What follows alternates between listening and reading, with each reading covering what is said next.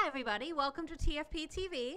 I'm Eileen and today we're going to be setting up a Fluval 407 canister filter. Now this canister filter is going to be similar to a lot of others that you can find. Canister filters in general are some of the filters that give you the most versatility with your filtration. There's going to be different compartments that you can layer in different amounts of biological, chemical, or mechanical filtration to make sure that you're meeting the needs of your tank specifically. The Fluval 407 that we're going to be setting up today is rated for 50 to 100 gallons. In general, those gallon estimates on any type of filter are going to be conservative. So if you have a heavily stocked tank, you may want to go up another size or add a second filter into your system. Okay, as you can see, I've gotten everything unpacked and out of the box, and I've made sure all the parts are included. All of the small parts do come in this tray. They're all going to be divided with a diagram on the back so you know which piece is which when you're unpacking it. But you'll notice we have the stop valve that's going to go into the top of the canister, some suction cups.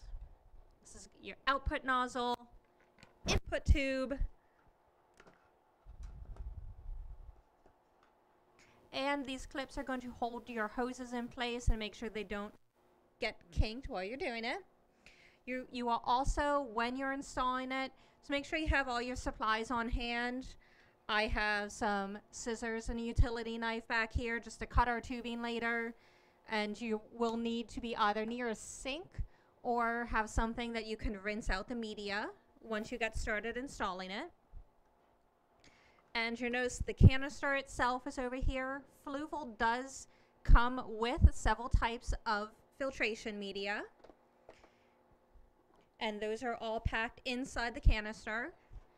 You also notice the canister itself. This is the motor assembly on the top. One important piece that you will need to make sure that you know how to access is the impeller, which is going to be inside of here.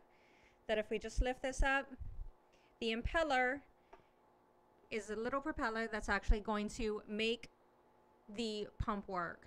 This is a little part that doesn't necessarily get enough maintenance as it should sometimes, but you will want to check this when you're doing your water changes just to make sure that everything is clean so it spins properly. But that is magnetic, and we'll just clip right in there.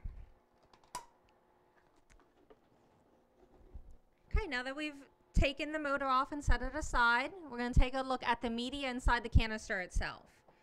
Now, underneath the tray on top, we have the different trays. On the Fluval 407, it has mechanical filtration that's vertically down the side, and several trays that will include the biological and chemical. Okay, and down the side for their mechanical filtration, Fluval 407 have the Biofoam Max, which is the corrugated blue, and they have the white Biofoam filtration.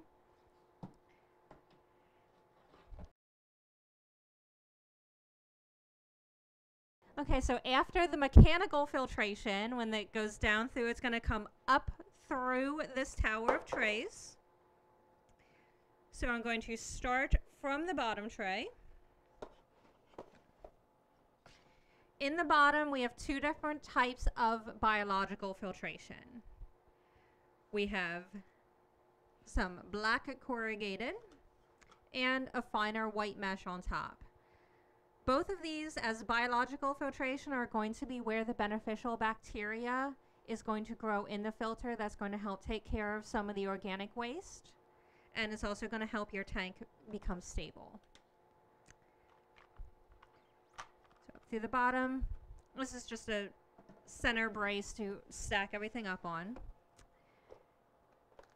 Next, after the biological sponges, we have some ceramic rings. Again, this is another type of biological filtration, just another place for bacteria to colonize. You'll notice all of the media that is in the Fluval trays is going to come in these plastic bags.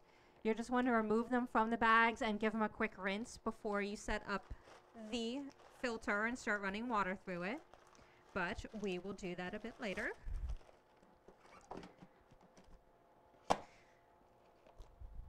And the last two trays in the Fluval 407 both come with carbon. Now these carbon, again, they're in the plastic bags, but they come in filter bags themselves.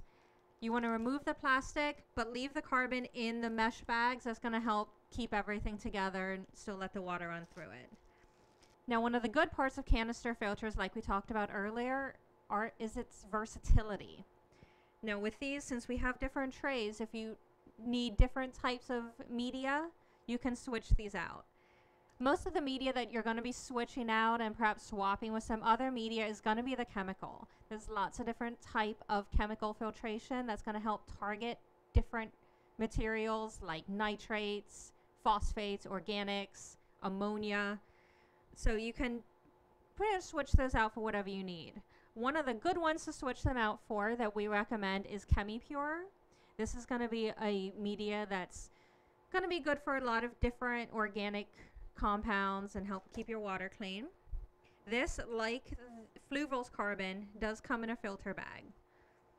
And you can leave this media in the filter bag so it all stays together. You do want to give this a rinse just like the other media before you add it. But you can just replace one of the trays of carbon with a ChemiPure. It's about the same size. If you decide to use some other types of media to target another issue, it's always a good idea to put it in a little filter bag like this, just to help make cleanup a little easier, help keep things in the trays. So we are going to stack these two on top. And as I said, once we start getting everything set up, I'm going to take these, rinse them out, give them a quick rinse just to get any dust and debris off of them before we set up the filter. But now that we know where all of our materials are and we have everything together, we can start setting up the filter. The first part of the filter that you're going to set up is the hose. The Fluval hose comes in one long piece. We're going to cut this to our input and output sizes. Notice the ones with the factory endings are the ones that are going to go into the stop valve that's going to go into the top of the canister filter. When we cut the other ends to make them fit, those cut ends are going to go into the same rubber endings that are on the intake and output nozzles. And you'll notice we have our canister filter on a table here. Usually when you're setting up your canister filter, usually you're going to put it underneath the tank itself, inside the stand, usually coming up from the back. We have it up here on the table just to help you see things better. When you set this up at home, you want to make sure it's, somewhere that you can access it, but that it's going to be stable and secure.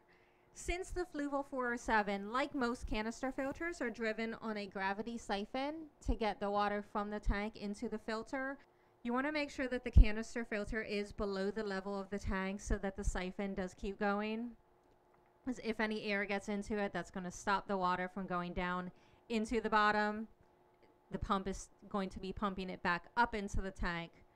So you end up with your filter going dry and no water going down into it. Since our filter is higher than you would have it set up on your tank, you notice our hoses are going to be a lot shorter than yours probably will be when you set this up for your tank. I'm going to measure about how far we need to go from the filter and a few inches down into the tank. So for this one, it's going to be about that long. And this is where you want to make sure that you have something sharp nearby to cut them.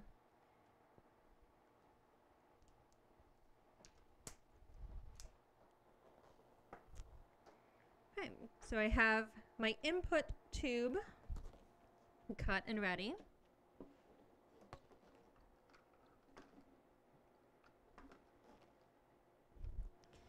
And this is where we're going to use our elbow brackets. These brackets have little clasps on either side and in the front.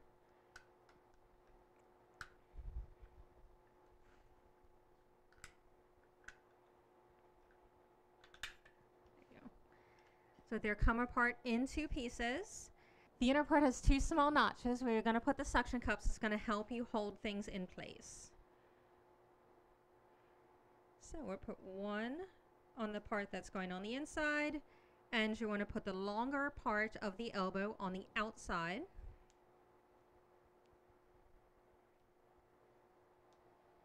And you want to put the brackets right over where you want to have the tubing.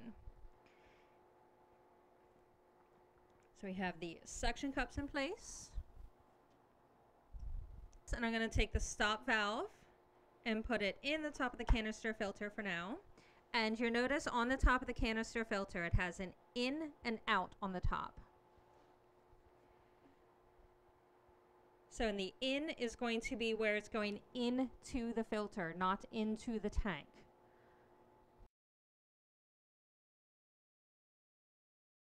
Okay, so hooking up the intake tubing, I cut it to the length that I want, so it's just a few inches below. And we're going to slide the top part of the elbow so that the groove on this is on the track on the inside. And we're going to clip the two clips in the top and then the two in the front to hold the tube in place. Now the intake tubing is long and it is going to go on the inside. If this is too long, you can cut the tubing so it's shorter. You just need a hacksaw to cut it. But for ours, this should reach just about to the bottom. And we're going to put the rubber of that on top of our tubing. And to help hold that in place, there is also a suction cup with a little bracket that will just clip on to the intake tube and to stick on the side, so then it's securely on the side of the tank. Okay, now that we have our intake tubing set up, we're going to work on the output. Since we have our canister filter on the end, we're going to have two different lengths of tubing, since I'm going to run the output over to the other side of the tank. So to measure, I'm going to plug this into our stop valve. It is important, since these do have the factory rubber pieces on the end, you want to make sure that you're not cutting off that end of the tubing. That's why I'm going to plug it in first to make sure that I'm not cutting the wrong end. And I'm going to measure how much I need to get it over to the other end. Again, you don't want much slack into it, but you want enough that you can move it. So that is going to be about that long for me.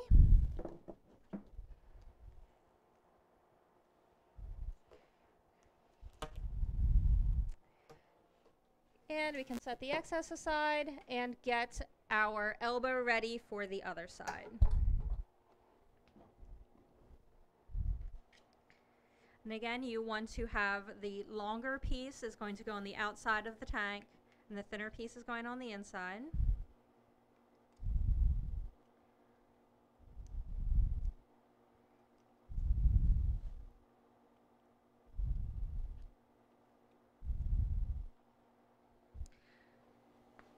And I'm going to put the elbow in right about where I want the output nozzle and make sure the suction cups are flat.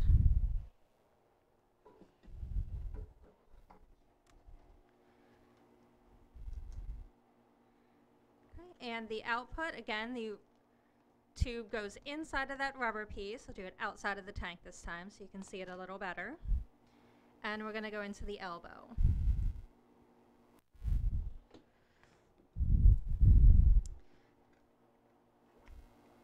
This piece, again, you want to make sure that you're getting the grooves to match up on the outside.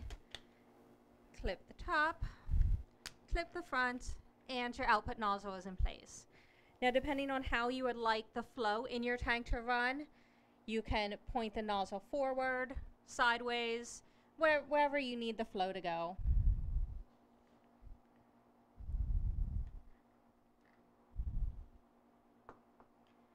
And we have the tube set up. Now, since we have our tubing ready, we are ready to get the media prepared to actually start running the canister.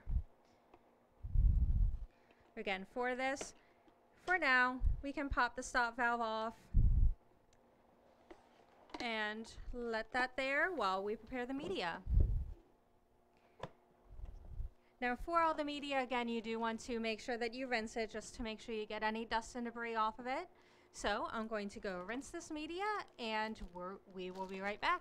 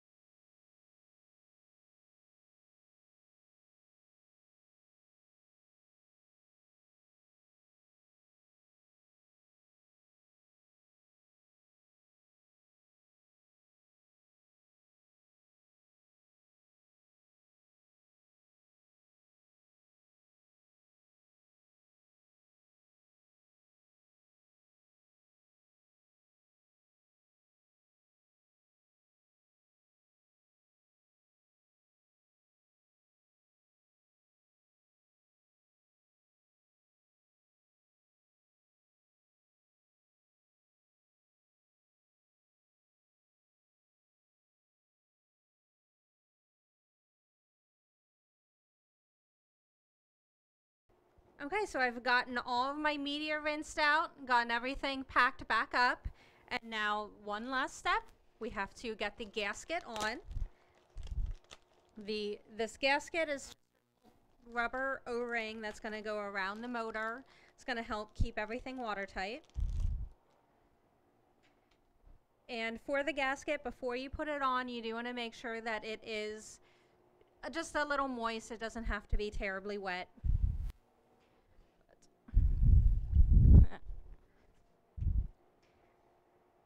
So I've gotten this just a little damp in some water. We're going to put it right around the groove at the bottom.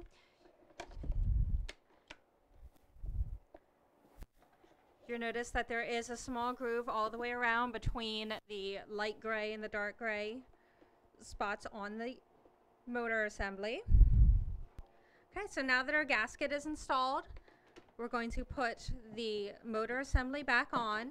You'll notice the 407 cutout matches the front of the canister, so you know which way to put the top back on. And you want to make sure everything's lined up. And you can clip the top on. So now that we have the motor assembly on top of the canister, we're ready to put the stop valve on top of the motor assembly. I'm going to push the red lever down and the gray. This is going to lock everything in place and allow the water to flow from the tank into the canister. And we're going to pump this gray. And you'll notice some bubbles coming out the other side. Now this is starting the siphon from the tank into the canister.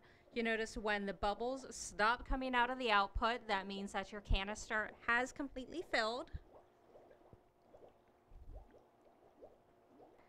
Okay, so now that the bubbles have stopped coming out of the output, we know that the body of the canister has completely filled with water. So we are ready to start the motor to get the filter running. And it's always a good idea when you're plugging in any filter to make sure that the outlet you're plugging it into or the power strip is not on the floor. You always want to have some sort of drip loop just in case there is some sort of leak. The leak does not go into the outlet and cause an electrical problem. So we get this plugged in. And there we have it. Our filter is running.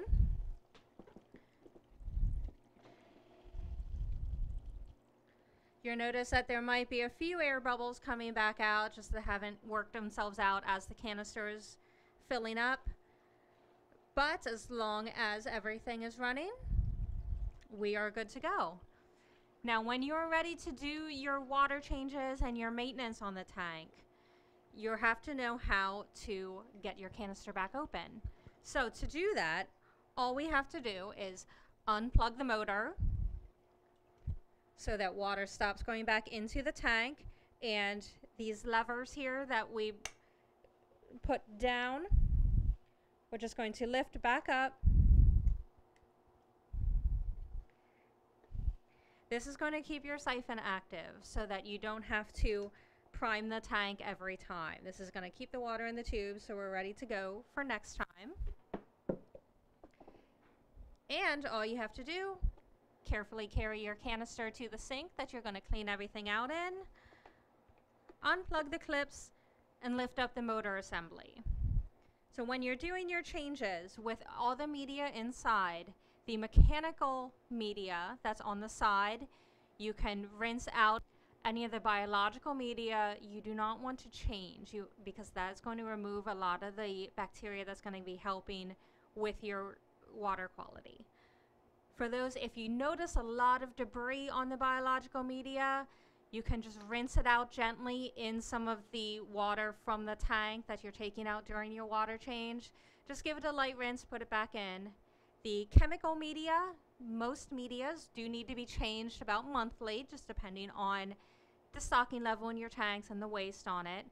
Most chemical medias you do want to dispose of and put new media in. Some specific types of media you can recharge. You just want to follow the directions very closely on the media that you're using. And so once everything is changed, you just want to put the motor assembly back on, clip it back down in place, and open those back up. You want to let the canister refill if you did dump out any of the water that is in the canister. If you left the water in here, you're good to go. If not, just give it a few minutes to make sure all of those air bubbles work out of the output again. Then you know that your canister is filled back up and isn't dry. And then you are ready to plug it back in. And you're good to go. So those are the basics on how to set up a canister filter, specifically this time the Fluval 407 canister. If you have any other questions on how to set up your filter, feel free to let us know. We are always here to help. Thanks for watching TFP TV. Remember to like and subscribe so you're notified the next time we post new videos. And feel free to let us know if you have any other questions or concerns. We're always here to help you out, and we'll see you next time.